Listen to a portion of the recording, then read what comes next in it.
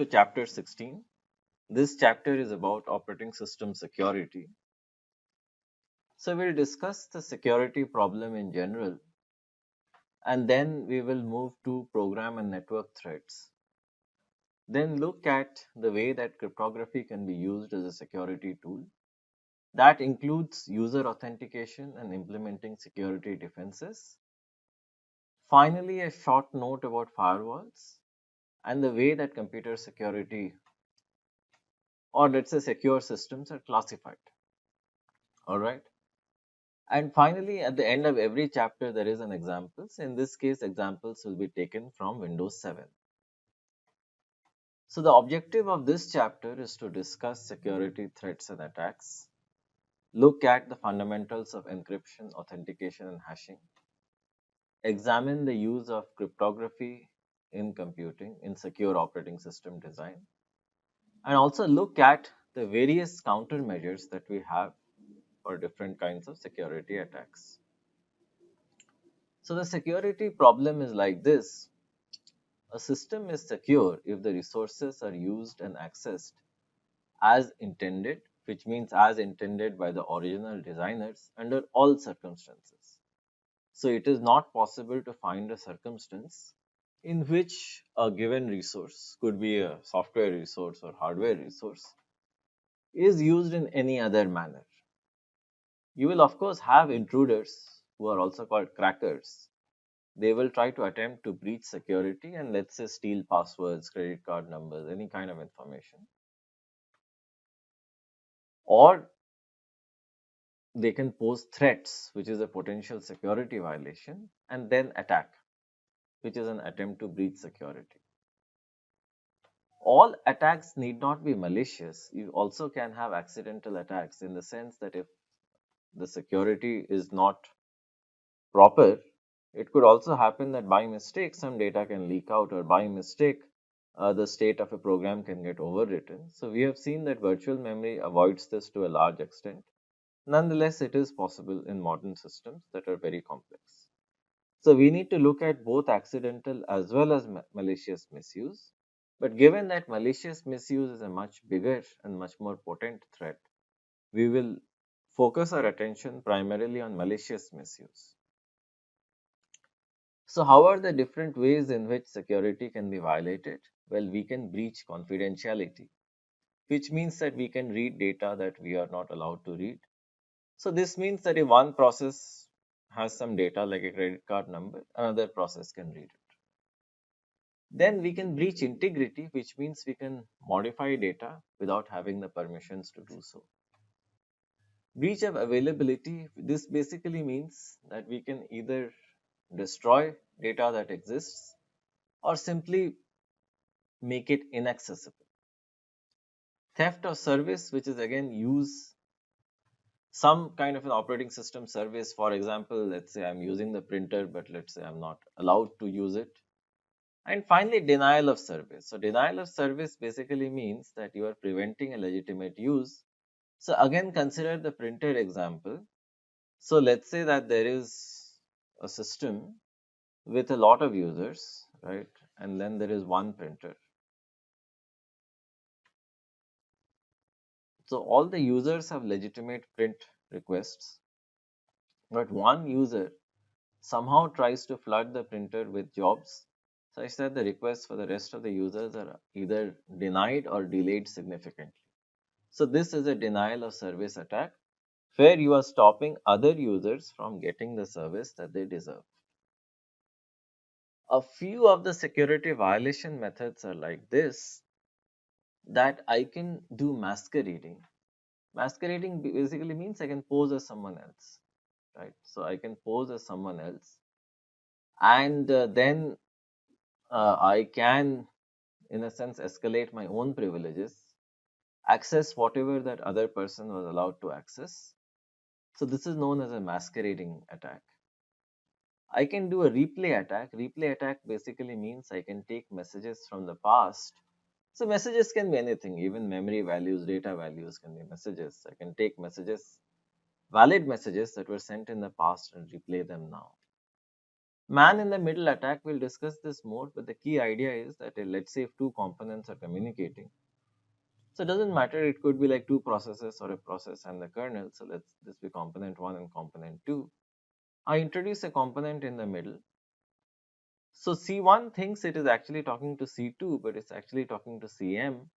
So CM takes all the messages, it can modify them if it wishes to and sends them to C2. So C2 also feels that it is actually talking to C1, but in reality, it is actually talking to CM. So this is a man in the middle attack. So CM can then modify the messages, drop messages, right, do whatever it wants to do. Session hijacking basically means that if another user has logged in and is in a valid session, I somehow intercept that and get into the already established session of the other user and then pretty much masquerade as the other user. Privilege escalation. So this is again, kind of on the same lines as the previous attack. So here the idea is that let's say I'm a user with less privileges, but I somehow mount an attack and get access beyond what I have. So let's say I don't have the privileges to access the root file system. I somehow escalate my privileges, we'll see how, and access the root file system. So these are different ways in which we can hijack a program, hack a program.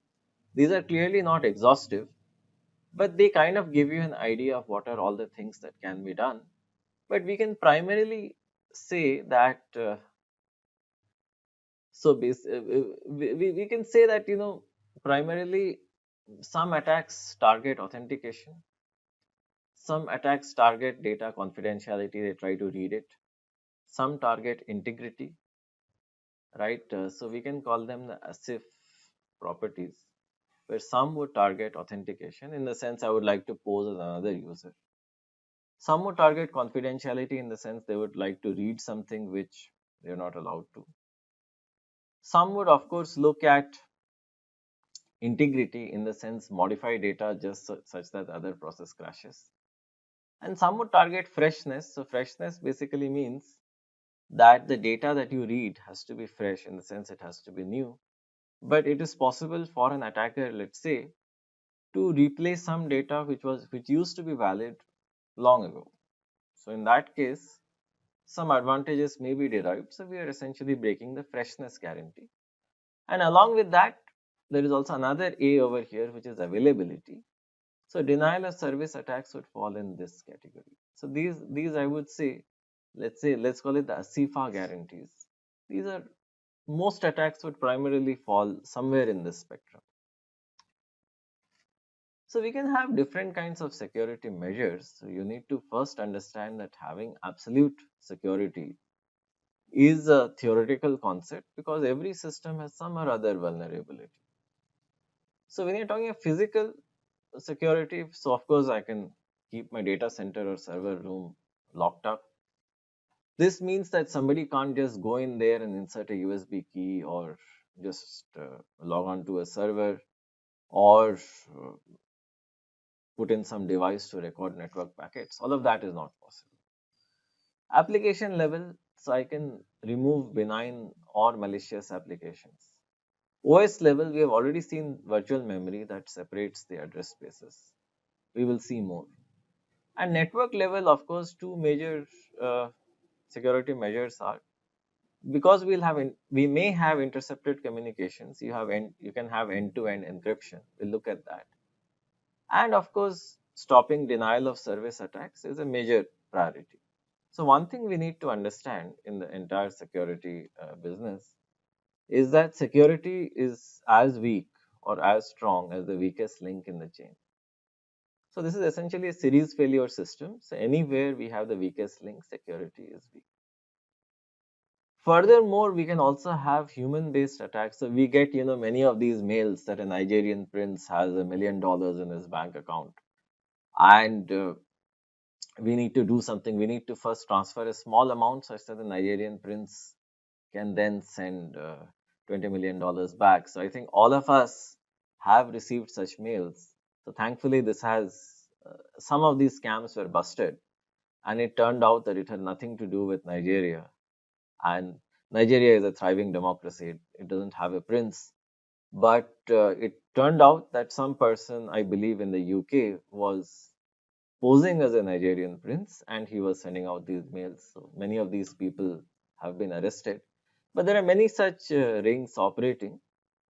And these are essentially social attacks where people send these emails and try to trap gullible people and essentially extract some money out of them. On the other hand, too much of security can also be a problem in the sense that we'll have too many checks and our system will become very slow.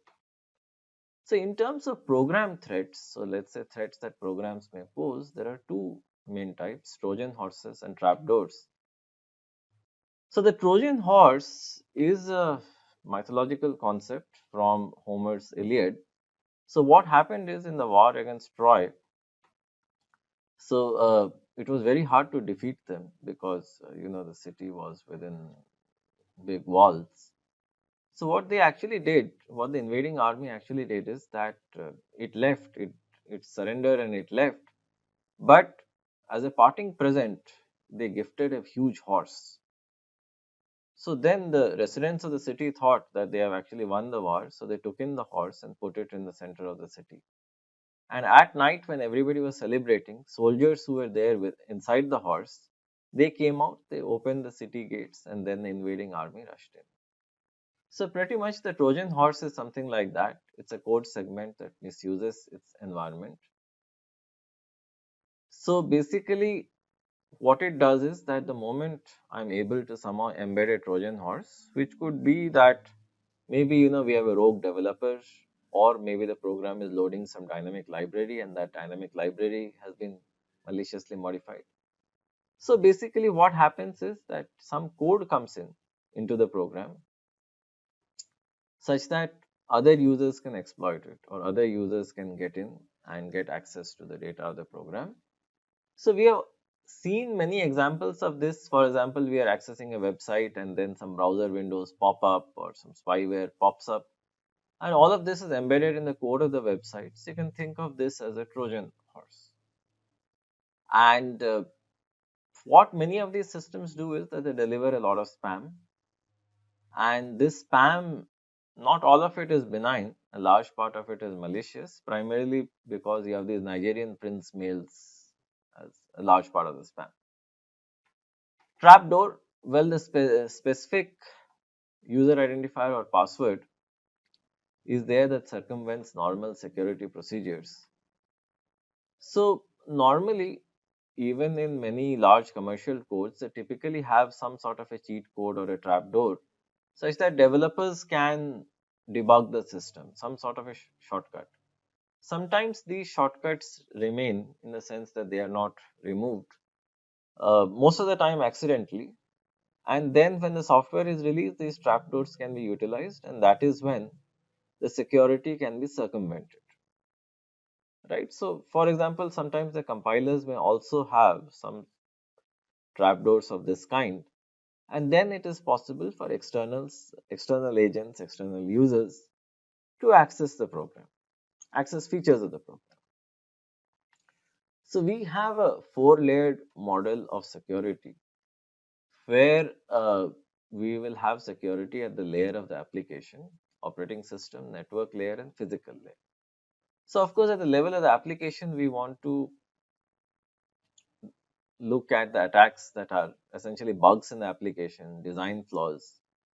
So all of these things, what they do is that they may allow Trojan horses to be there in the application.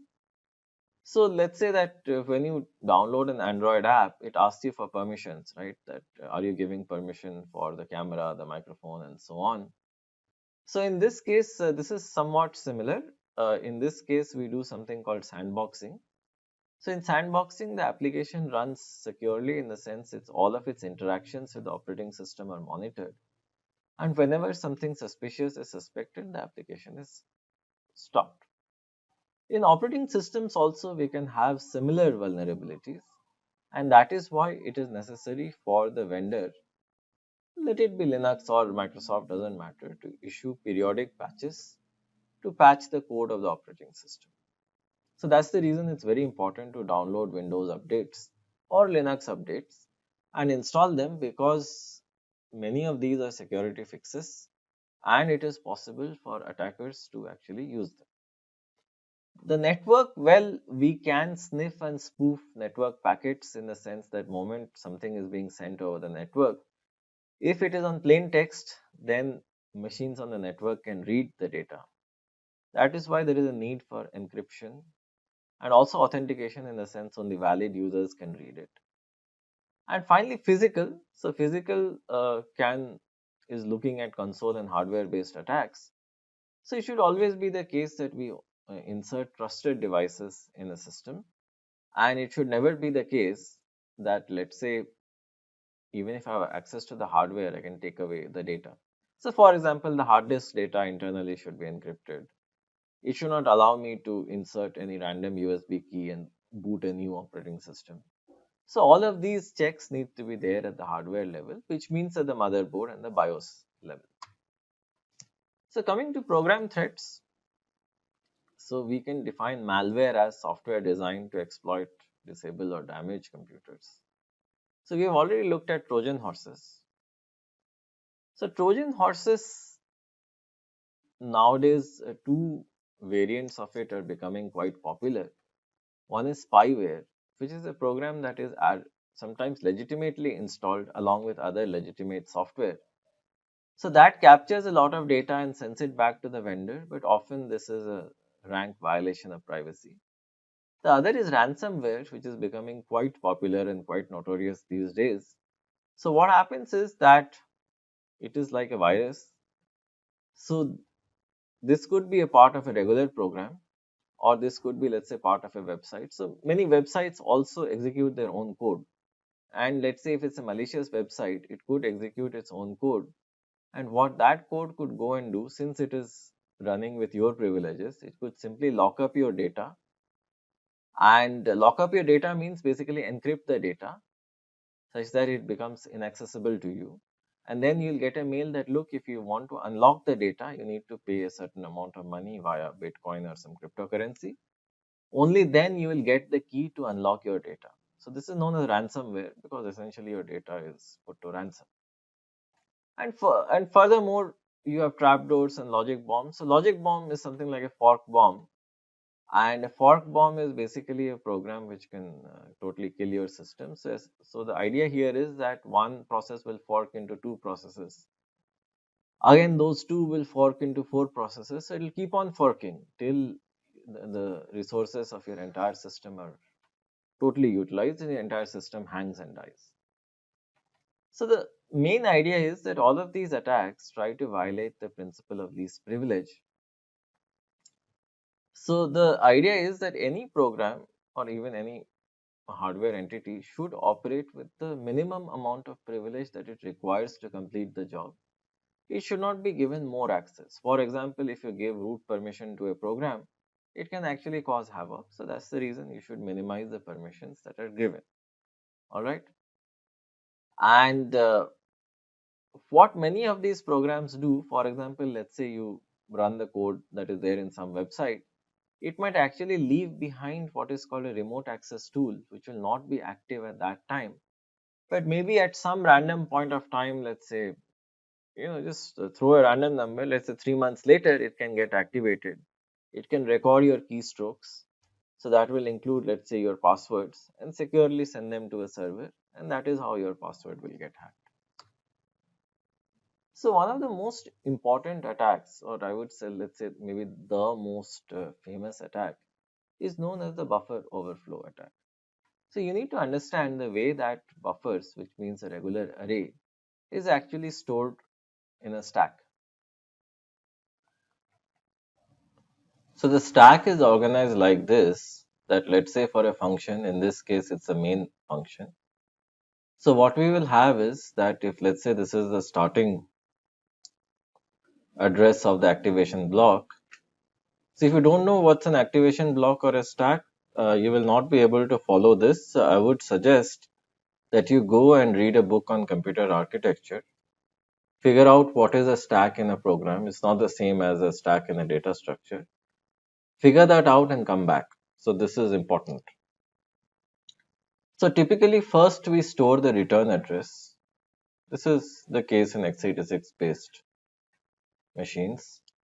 Then we store the arguments of the function, arguments and local variables and so on, right? The function arguments. Then we store the local variables. Out of them, the character array buffer is one of them. All right. So it is important to note that buffer 0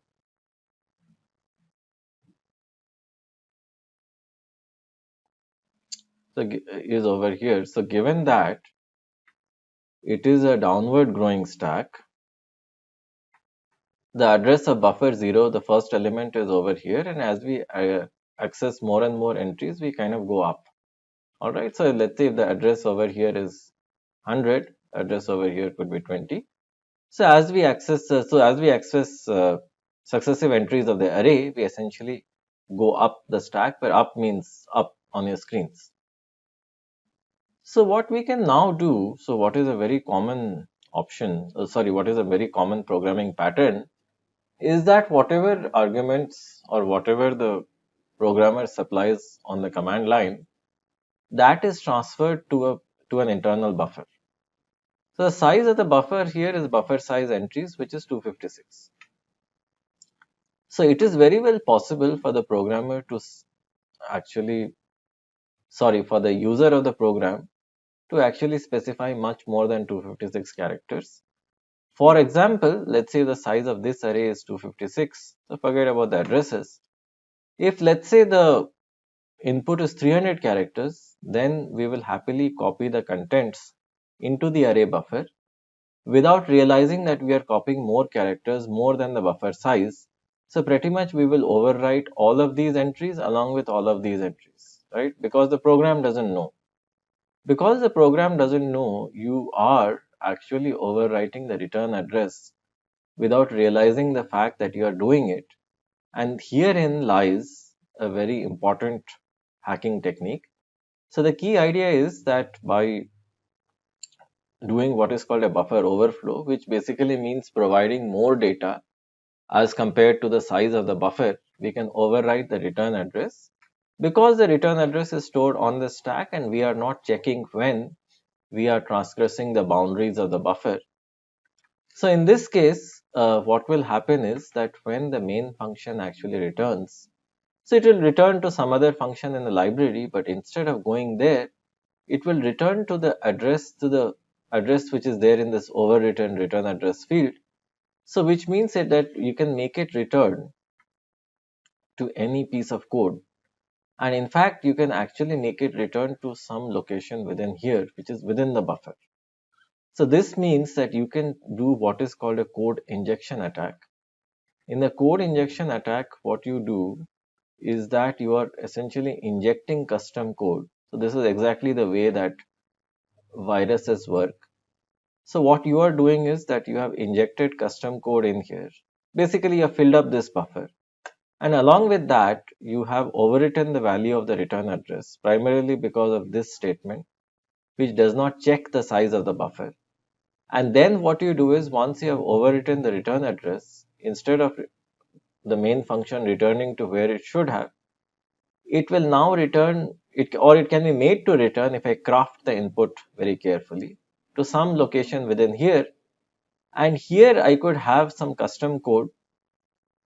So the bytes will be interpreted as custom code.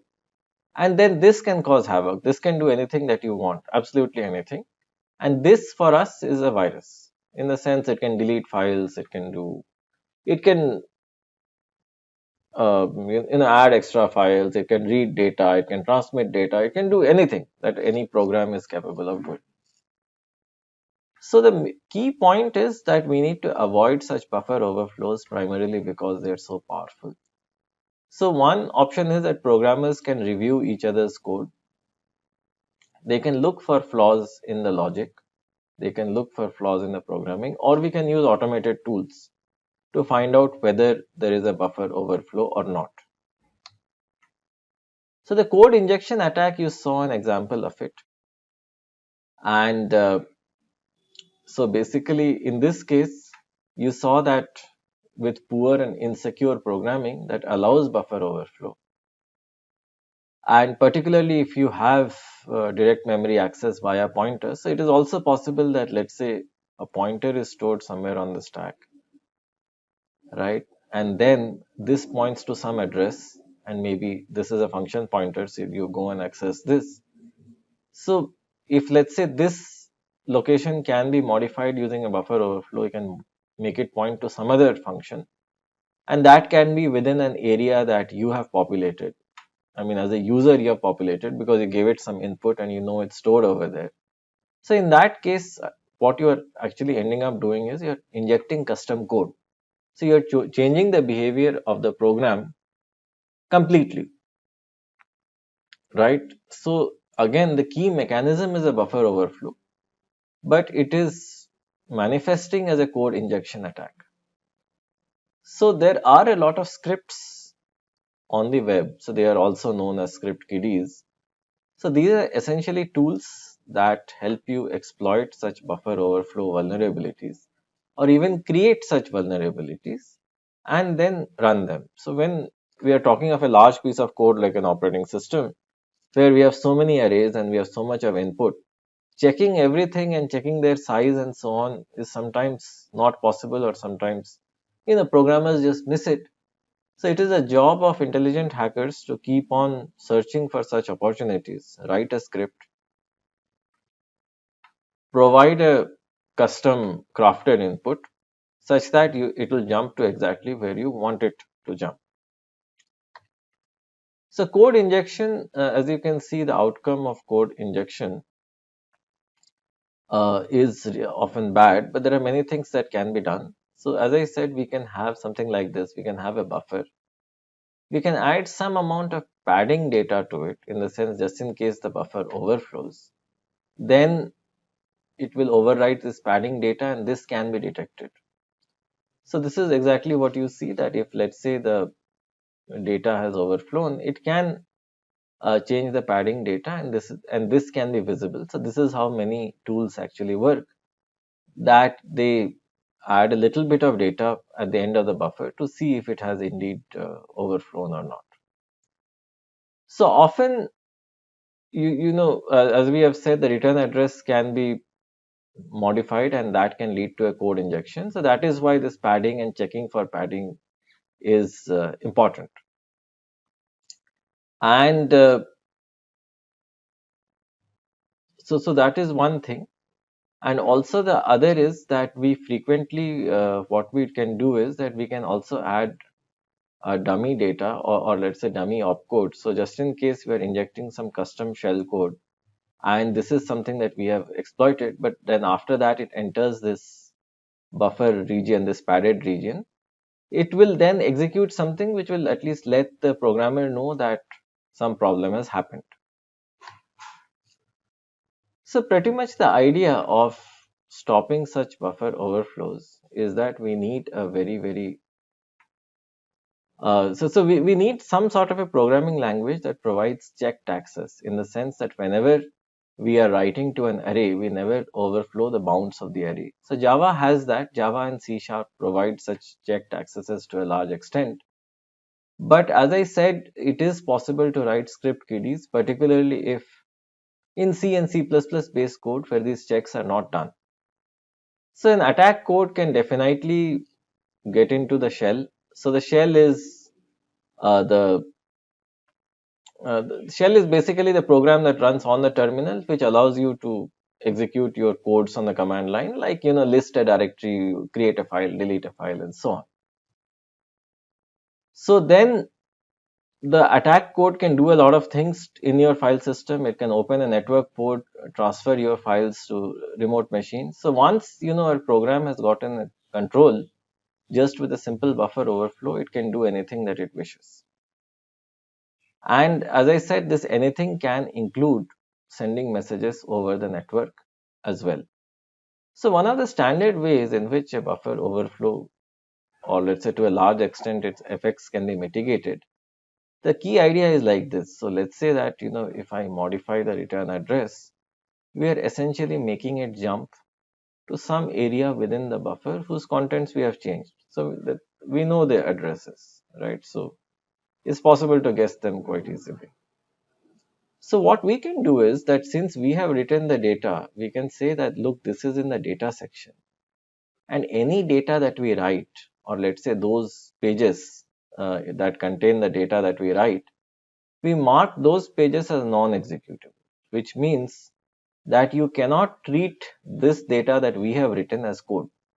All right, so that is not allowed. Or in other words, we will have two kinds of pages, data pages and code pages. So code pages are the pages which are originally loaded by the operating system when the program is just starting, or from DLL. So again, that could be a source of attack. But that said and done, the key idea is that if, let's say, I add some data and let's say I'm able to modify the return address and it jumps to it, I will not be execute that data as code, primarily because I will mark that page in both the page table as well as in the TLB to be non-executable, and this will solve my problem to a large extent. A few more program threads. So virus is also a virus is a code fragment which is embedded in a legitimate program. So it could be that you are a rogue developer who introduced something, or it could be that you had a buffer overflow attack in some other program, and that had access to the code of this program when it was not running. So at that point, it's a simple file in the operating system. So then a small virus, small piece of additional code was inserted into it, right? So of course, viruses are extremely specific to the CPU architecture, OS, and applications. But as I said, they can come from anywhere, and anywhere, if let's say something malicious is running, it can then access any file in the user's directory, and it can introduce a little bit of additional code. Okay. And sometimes, particularly when we download Excel sheets, so you would have seen that, many times people send Excel files to each other and they have these macros. So, what is a macro? It's a small program in an Excel sheet. So, macros never run by default. Excel always tells you that, look, there are macros, should I run them or not? If let's say I am a person with a mischievous intent, I can embed this simple macro in an Excel sheet and simply send it to my friend. So my friend will not suspect me, so she will just say that, okay, run all macros. And the moment this macro actually runs on her machine, the auto open function, what that would do is that it will create an object. So this is a Visual Basic macro. So it will create a scripting object, which is essentially a handle to the shell. And on the shell, it will simply issue a command to format the hard drive, as simple as that. So then, without the user actually knowing, just because I trust you and then I took an Excel file from you and the Excel file from you had a macro, which of course I didn't write, but I trusted that it would do something. So macros do a lot of useful things as well, in the sense they pre-compute a lot of data in the Excel file, they populate a lot of fields and tables and so on. So I thought it is something useful, but then, the moment I enabled it, what you did is that you took control of the shell and you formatted my hard drive. So this is one example of a virus in an Excel file. So then viruses can be there, which are these small pieces of malicious code, which pretty much come in because we clicked something assuming a degree of trust, and then that didn't turn out to be the case. They can be there everywhere. They can be there in files. They can be resident in just in the memory. They can be there in the BIOS as Excel macros, as source code. And furthermore, they can be changing their signature, in the sense viruses can keep on changing their code, their own code. So how do antiviruses work? Well, what they do is that they scan all your files and look for known signatures, known sequences of instructions. And if they find it, then they say that yes, you have a virus. But the virus itself, what it can do is it can change its own code such that it is harder for antiviruses to detect. And then they can, encrypt their code, they can encrypt their data, operate in stealth without getting detected. And then they can do tunneling. So what tunneling basically means is that they can send data to other processes, other sister viruses, right? And then it can be multi-party, single party, multi-party, right? So there are a bunch of things that these viruses could actually do to escape detection, as well as pilfer your data, steal your data, share your data, and maliciously modify your data and share it kind of all over the web. So let us look at a boot sector computer virus. So what you can do, so many times what you would have seen is that you get these messages, particularly on Windows machines, that there is a firmware update. So many times that also needs to be installed because it makes your system more secure. But then you actually need to verify that the update is coming from the genuine vendor, in the sense you bought an IBM PC. So the update should be coming from IBM, not from somebody else. So just in case you click the wrong button, the virus will copy the boot sector to an unused location X. It will replace the original boot sector with a malicious boot sector. At the time of system boot, what the virus will do is it will reduce the amount of physical memory. So let's say you have 4 GB of physical memory.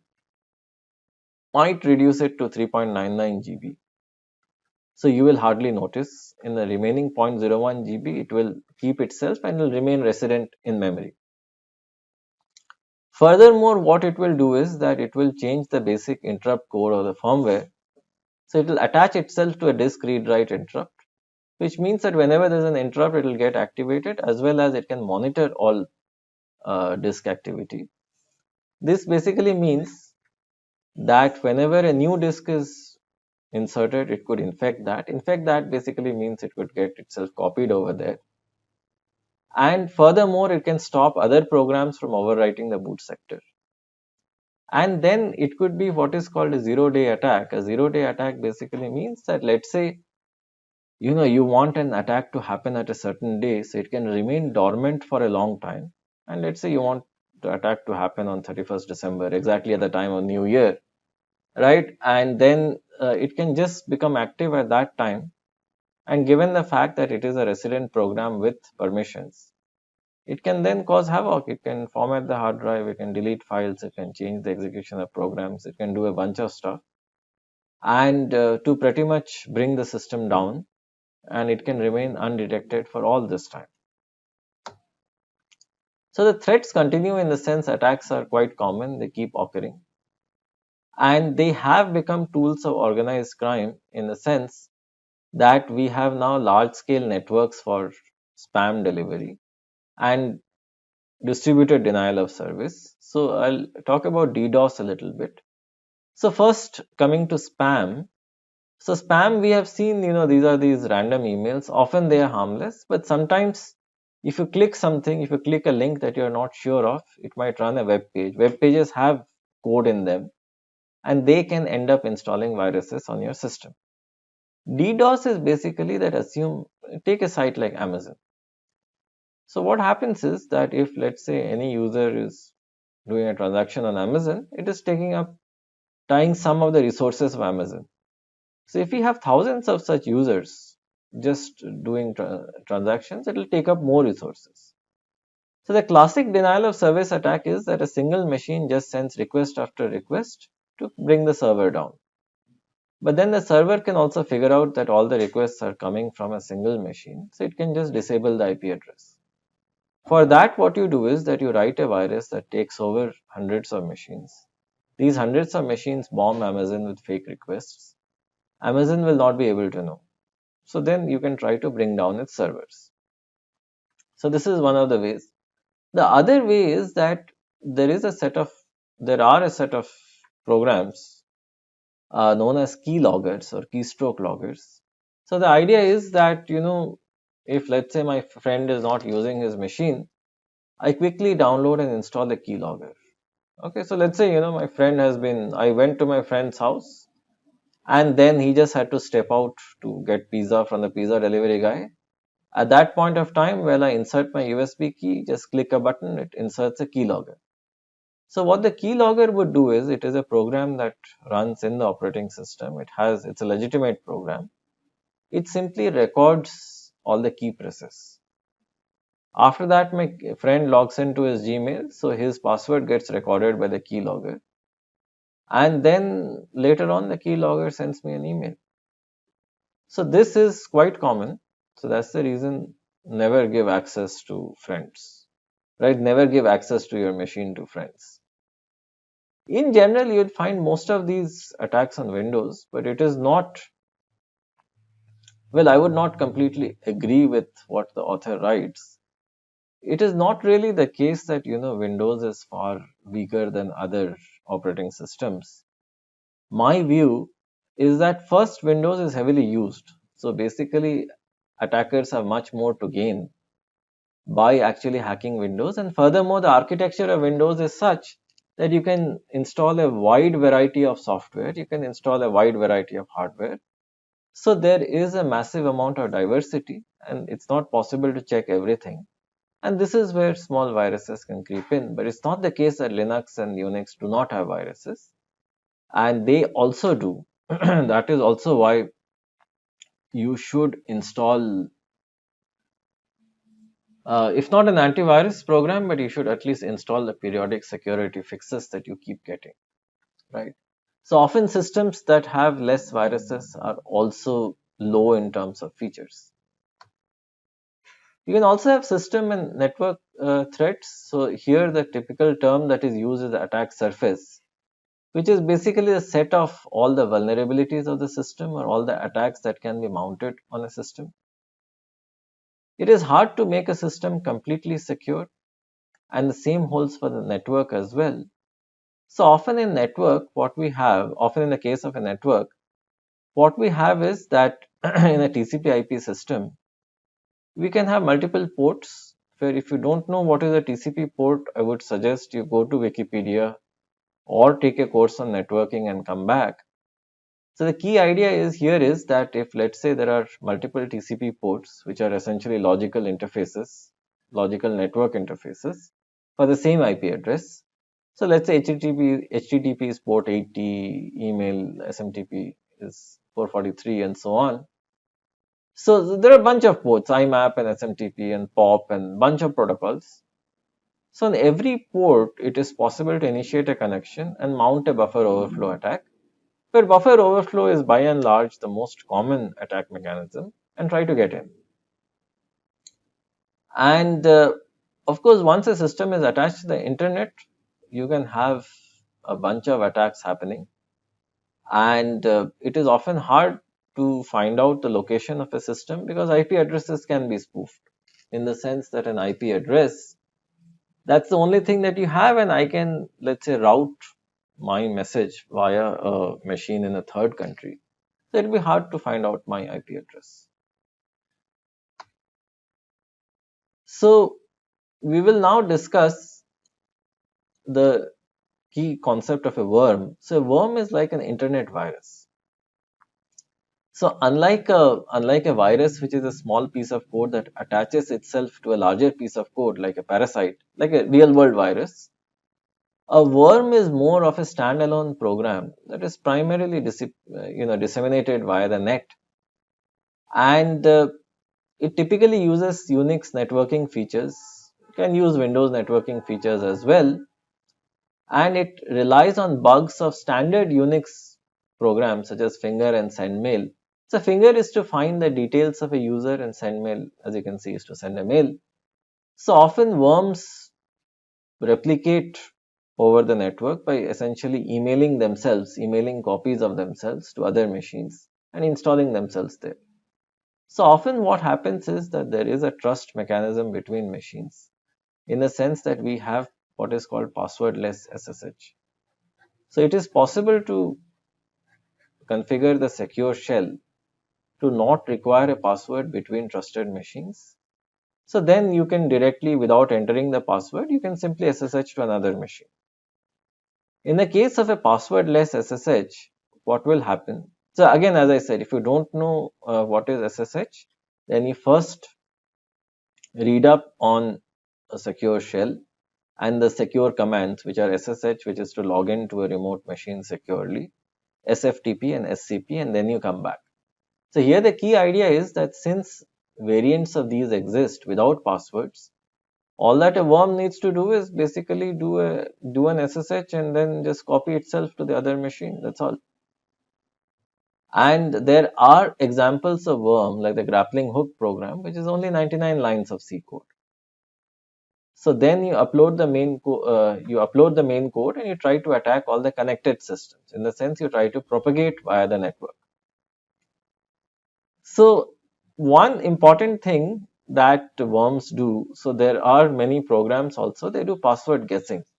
So often we set simple passwords like how are you, happy, sad. So you can see the internet, you can see different sites. So some people set amazingly simple passwords. So they don't have any numbers or something. One easy password is life is good, right? So anytime you type the password, you get a good feeling. But the problem is that it is easy for the hacker to also guess this password. So the hacker also gets a good feeling. All right. And so there are many password guessing tools, and worms use many of them to kind of propagate through the network. And if a target system is infected, it is not that all the time the worms will cause havoc. They might randomize their behavior, or they might remain kind of sleeping for a long point of time. They'll just hibernate and then they'll wake up at a certain point and then cause havoc.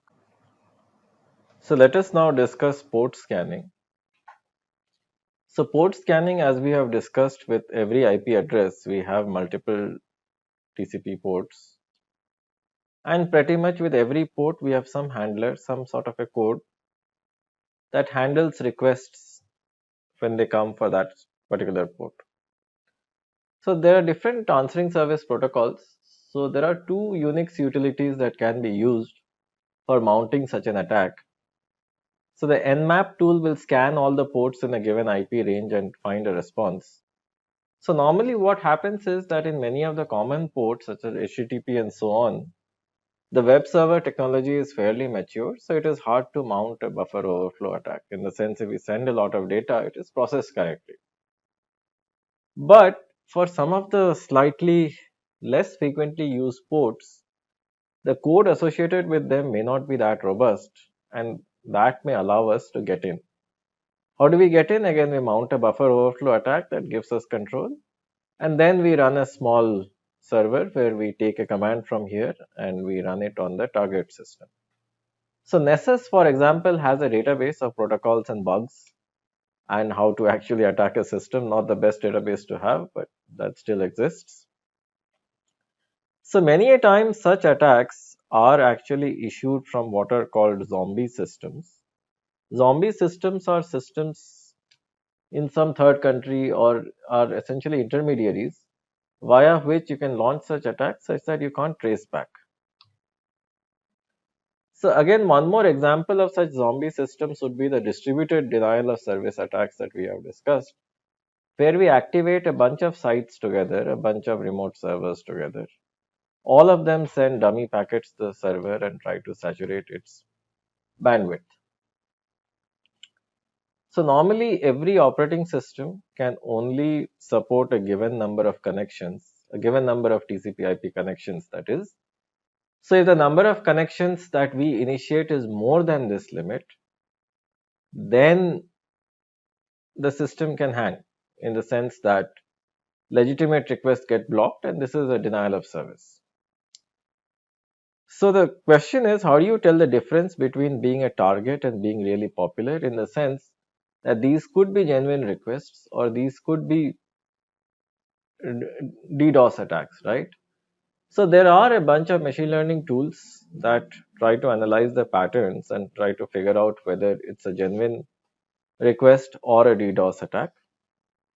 Sometimes also it can be accidental, that somebody just wrote a bad piece of code which inadvertently releases a fork bomb. That is doable. But many a time these attacks, whenever they happen, system administrators need to look out, and these are often a result of malicious activities and not a result of accidents. So for port scanning, as we have discussed, there are tools like NSMAP, Nmap, as we have seen. So they look for network ports, see if they accept connections, and then they see if an attack can be mounted.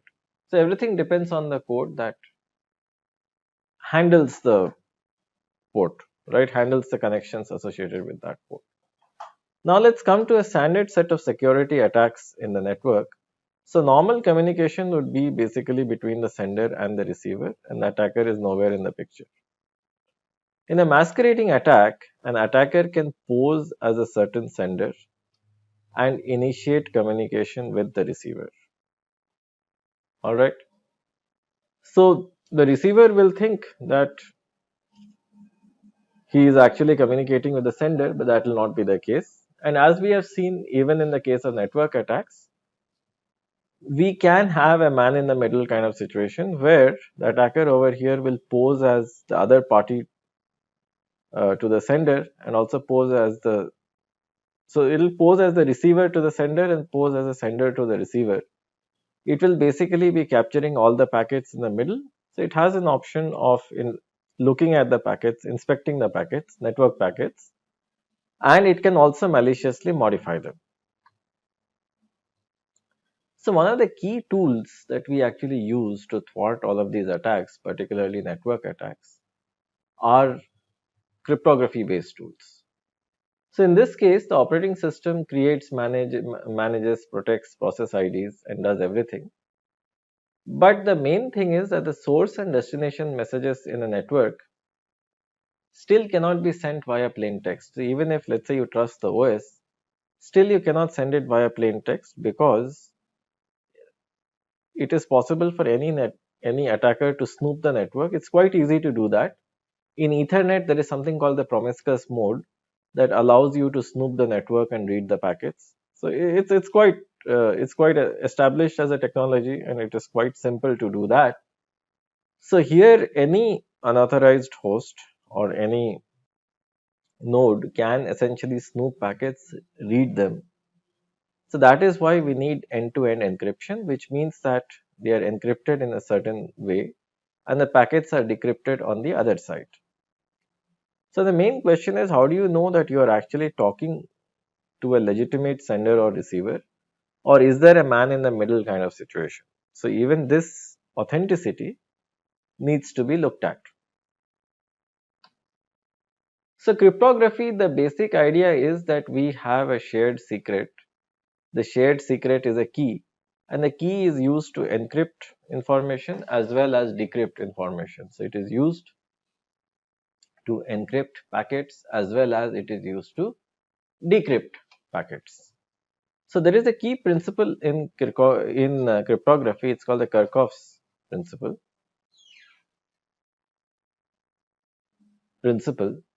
So this basically says that the algorithm of encryption is never secret, right? So the algorithm, the method that is used to encrypt, is never secret. Okay. So what is actually secret is the key, and the key is a 128 or 256 bit number. So it is the key that is a secret, but the algorithm as such, or the method, that is open. The main reason being that, let's say, somebody from my company goes and joins another company, or for some reason turns rogue, so he or she can publish the algorithm on the internet, and then all my systems on the ground will be at risk. So that is why you never consider the method of encryption to be secret, but just use the key. And furthermore, cryptography allows for authentication. It confirms the source and the destination, and it can be used to maintain a relationship of trust between the sender and the receiver, establish and maintain. So encryption can constrain the set of possible receivers of a message. The reason being that we take a piece of plain text, so it is written this way, no space. We send it to an encryptor module. In comes the key, and out comes ciphertext. All right. So what the ciphertext basically does is that it encrypts the plain text. And typically the size is the same. So let's say if this is 16 bytes, the ciphertext is also 16 bytes. And it is not really possible to figure out the plain text from the ciphertext. So it's extremely hard. So we have an encryption function. So an encryption function, basically given the key, converts the message into ciphertext. And for every key, we have a separate function, or we have the same function that takes the key as an input. They are tantamount to the same thing. But these are quite efficiently computable functions. And similarly, we have a decryption algorithm that, again, given the key, converts the ciphertext to the plain text. So the key point over here is that we need the key because the key is required to both encrypt as well as decrypt. And both encryption and decryption have to be reasonably fast operations because we want to use them to communicate over the internet. So an encryption algorithm must provide an essential property, which is that we can encrypt only if we possess the key and we can decrypt only if we possess the key. Alright.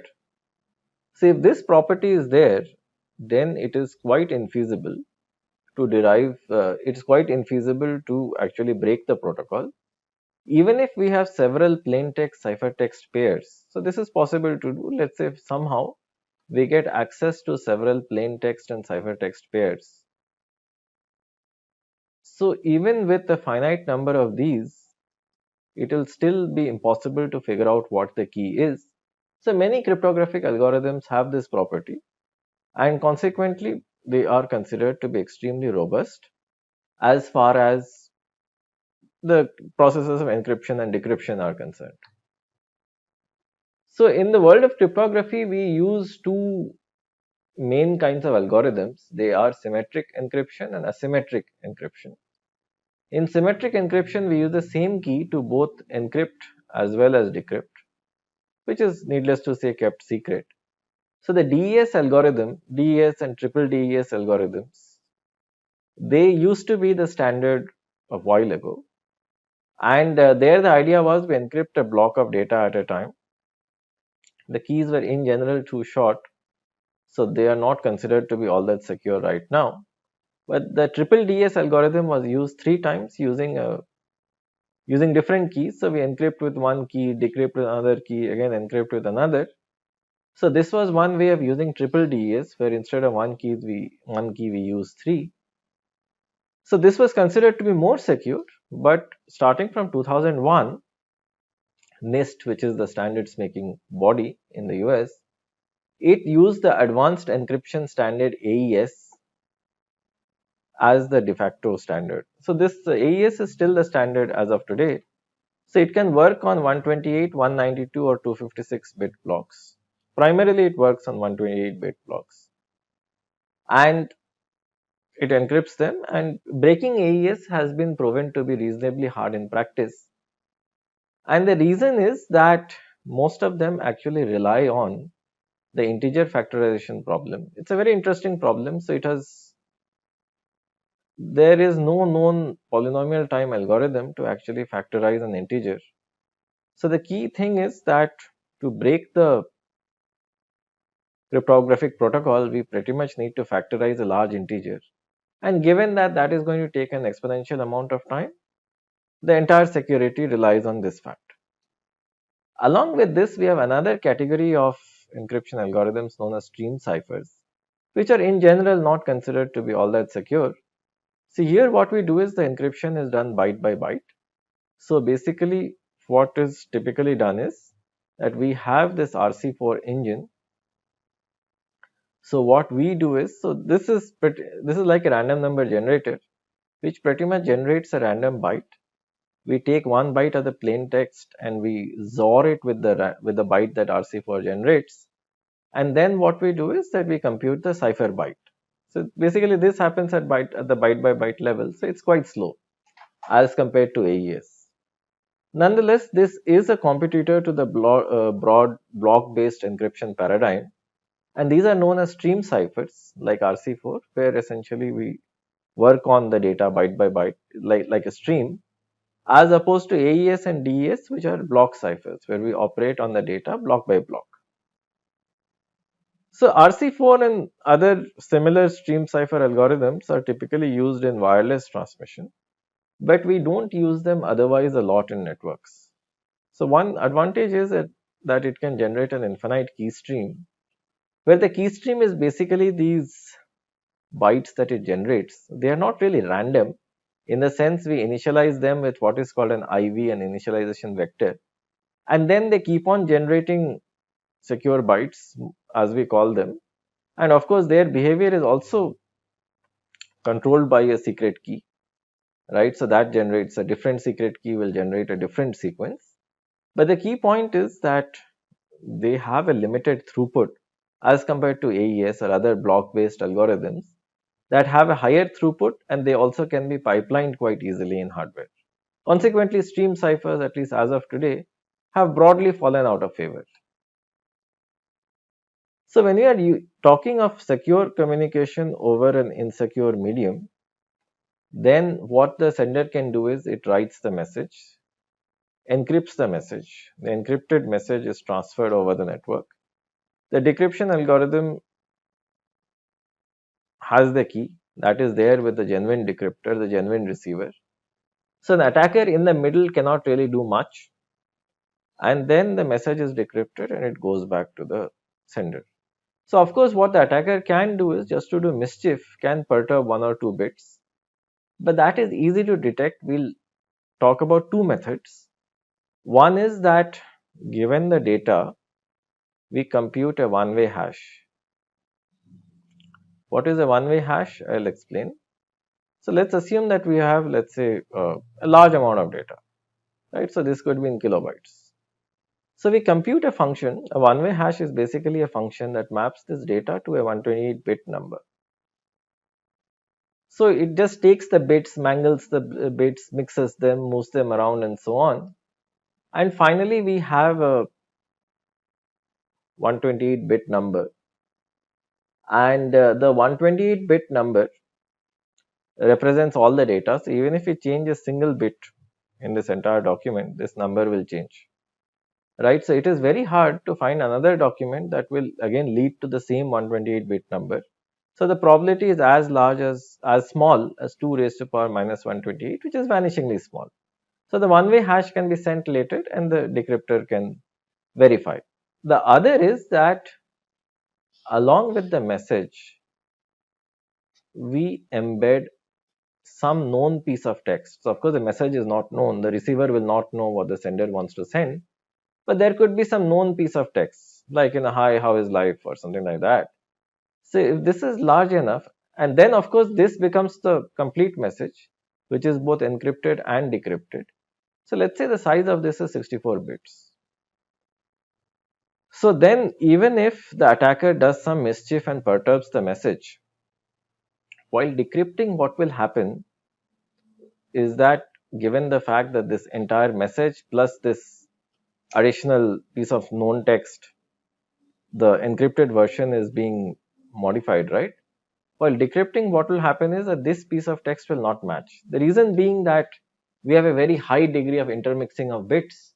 So this piece of known text will not match. Because it will not match, we can immediately figure out that something wrong has happened. And the probability of the decryptor doing something by mistake, I mean the probability of the decryptor, the probability of the attacker being successful by mistake, it is 2 raised to power minus 64, which is vanishingly low. Consequently, one of these messages, one of these techniques can be used. One is one-way hash, and the other is embedding a piece of known text with the message. So of course, this approach increases the bandwidth requirement because you are sending more useless bits. So it's reducing the channel capacity. The latter also does that to a certain extent, but maybe to a slightly lower extent where we compute and send a one-way hash. But of course, what to use depends on the specific scenario. Now we'll discuss asymmetric encryption, which is also extremely popular. So in this case, we use two keys, a public key and a private key, right? So we generate a key pair basically. So the RSA block cipher is the most popular algorithm in this space that uses a key pair. And the key security guarantees basically come from the fact that it is very hard to again factorize numbers, test for primality. But again, of course, now there's a polynomial time for primality. But essentially, it's very hard to factorize numbers. It also relies primarily on integer factorization, which is that basically finding the prime factors of a number. Given the fact that this is an extremely inefficient process and it can take an exponential amount of time, consequently, the RSA block cipher derives its strength from that, because given the public key to guess the private key, it will take a supercomputer many years. So that is our guarantee, that given the fact it's so hard to solve this problem, in practice breaking the protocol is not possible. So an example of asymmetric key encryption would look like this, that let's say KD be the decryption key and let's say KE be the encryption key. One could be public, like KE could be public, KD could be private. So it doesn't matter, we can also swap them. So it is commutative in that regard. So let capital N be the product of two large randomly chosen prime numbers P and Q, where the numbers are as large as let's say 512 bits. So the encryption algorithm is basically like this, that we take the message, we treat it as a number, as a binary number. We compute m to the power ke, ke is the public key, mod n, where ke satisfies the following equality, right? So ke satisfies this equation, that ke times kd modulo p minus 1 times q minus 1, where p and q are these two large prime numbers that we have chosen, is equal to 1. So let's see, if this condition is satisfied, then decryption is as simple as m to the power ke mod n, which is essentially multiplication in a modular sense. And the decryption is again c to the power kd mod n, which is also multiplication in the modular sense. Alright. So basically we can take a message, we can encrypt the message, and then we can decrypt the message, we'll get the message. Another beautiful property of this algorithm is we can take the message, let's say we can decrypt the message, assuming it is in ciphertext, we can encrypt it back again, lo and behold we'll get the message. So this property is there for this public private key based RSA mechanism, and we will see that this will give us a lot of additional properties that we can use. So let me give a short example. Let P be 7, Q be 13. So both of them are prime numbers. N is 7 times 13 is 91, and P minus 1 times Q minus 1 is 72. So we next select KE, which is relatively prime or co-prime to 72 and is less than 72. Let it be 5. We calculate KD such that KE times KD mod 72 is 1. So one such candidate value is 29. Alright. And why is this? Because 5 times 29 is 145 and 145 mod 72 is equal to 1. So our public key is essentially a pair of two numbers, which is 5 and 91. And the private key is a pair of two numbers, 29 and 91. If I want to encrypt the message 69, so you know what is to be done. It will be 69 to the power ke mod n. So it will basically be 69, okay, to the power ke is 69 to the power 5, mod n is percentage 91. And again, decrypting would be to the power 29 mod n. So there are many fast algorithms for modular exponentiation. And as I said, this is a symmetric operation. So it is quite easy to prove that in number theory, which is basically what I wrote. Decryption after encryption and encryption after decryption lead to the same message. So the ciphertext that is produced can be decoded with the private key, and the public key can be distributed in clear text to anyone. So which means anybody can send me an encrypted message and they will also be sure that I am getting it, because I can publish my public key and I can tell the rest of the world that look, this is my public key. They can encrypt a message with my public key and send it to me. I can then decrypt it with my private key, all right, and then I will immediately get the message. Now here is another thing that I can do, which is also a lot of fun. What I can do is that I can take, let's say, my name, my address, my phone number, I can create a message out of that. Then I can encrypt that with my private key, which is basically the same as the decryption operation. So let's say let the operation E mean encrypting with the public key, and let the operation D mean encrypting with a private key. So I can encrypt this with a private key, and then I can kind of release it to the public, or let's say I can affix it with a message. What a member of the public can do is that it can basically compute this, right? So whatever I've released with encrypting with my private key, it can then again encrypt it with with my public key. So as we have seen in the previous slide, I'll get the person will get the original message. So they will be sure that this original message is coming from me. So this is like a digital signature, right? So they will be sure that, look, nobody else has the private key other than me, and I only could have generated such a message which has my name, address, and so on. There'll be a format for it. So this is a digital signature for me, and I can use it to sign documents, which is basically meaning that if, let's say, I want to sign documents in a certain format, so I generate a message which is my signature. I then encrypt it with my private key, which we are calling the D function, and then I just release it, or I just affix it with a document. Anybody else can verify the digital signature, my digital signature, by encrypting it with my public key. So my public key is public, my private key is only with me. So they will do that, and they will immediately verify that I am the genuine sender. Okay, so with RSA, what do we do? Well, RSA, the default mode is that I encrypt with my private key, and you decrypt with my public key, or you encrypt with my public key and I decrypt with my private key, right?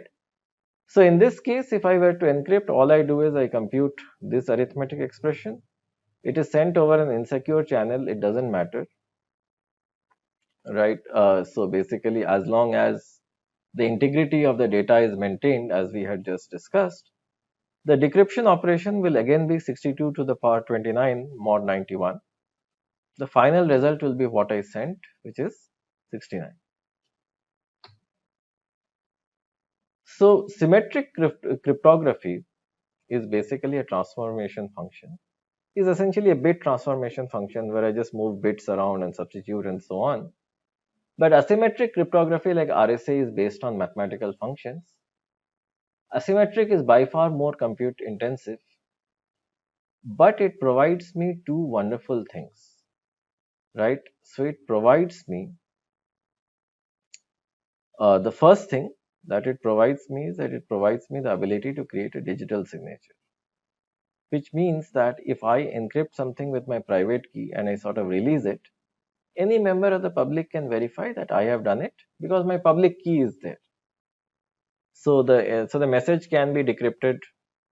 So there is no decryption operation here. It is essentially encrypted with my public key to get the original message back. And since we know what that is supposed to be, this is my digital signature. Also, what somebody else can do is they can encrypt a message with my public key and send it to me. So you can also have secure transmission where only the intended recipient can read it. In this case, the intended recipient is me. So secure transmission to an intended recipient. So what you do is that if, let's say, I want to securely send data to, let's say, Google, and if Google's key is known, it is public, then in any Gmail session, I'll take Google's key, I'll encrypt the data and send it, and Google will then recover the data with its private key, which Google only has. All right. So I can do these two things based on the two properties of the RSA asymmetric cipher. One is digital signature and other is secure transmission to an intended recipient. So we will stop this lecture here.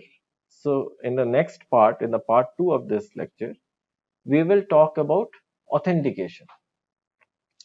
Right? So authentication will pretty much extend whatever we have just discussed.